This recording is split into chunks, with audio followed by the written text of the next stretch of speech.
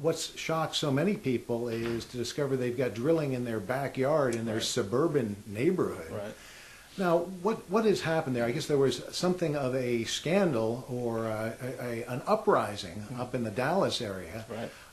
Questions about the groundwater contamination and earthquakes, that there was an unexpected protest that arrived at the Railroad Commission a number of months ago.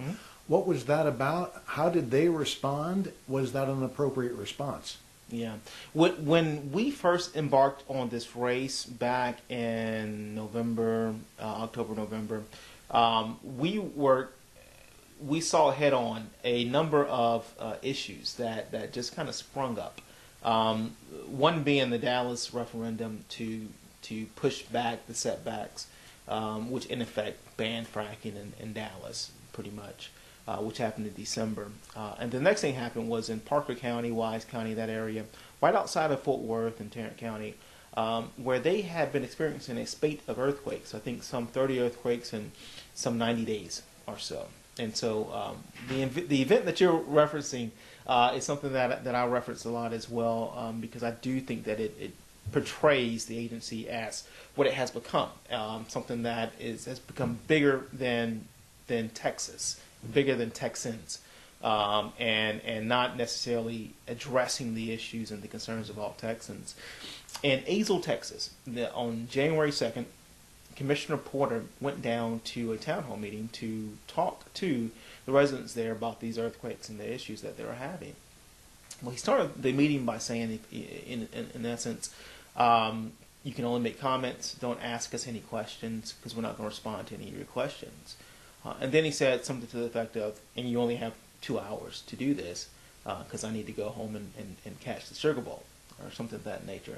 And I don't even think that there was a Texas team in the Sugar Bowl, but nevertheless, he thought that was more important than listening to every single one of the 800 people, 800 residents. Imagine that, the day after New Year's, that this issue was so important that 800 people packed a school auditorium to deal with and ask questions and get answers from the commission that is regulating the industry that is creating these earthquakes.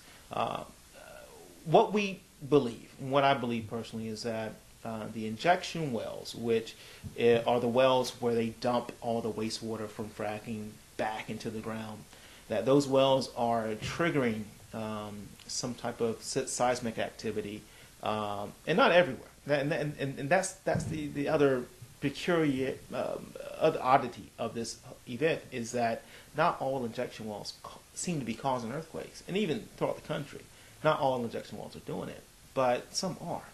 So, instead of playing the game of pretending that there's no link, if we actually addressed it head on, we could figure out what is unique about these wells that are causing quakes that these other wells in other parts of the state aren't, or perhaps maybe they may at some point, based on some type of characteristics that we can identify in Azle and in Parker County. I went to Azle in late January. Had a chance to talk to a number of residents, all of whom are convinced that there's a link between the two. And as I rolled around the town, I could see the proximity with the injection wells and the community. And I think that speaks to your point more than anything else, is that we're at this intersection where industry and community is colliding, and we don't know how to deal with that.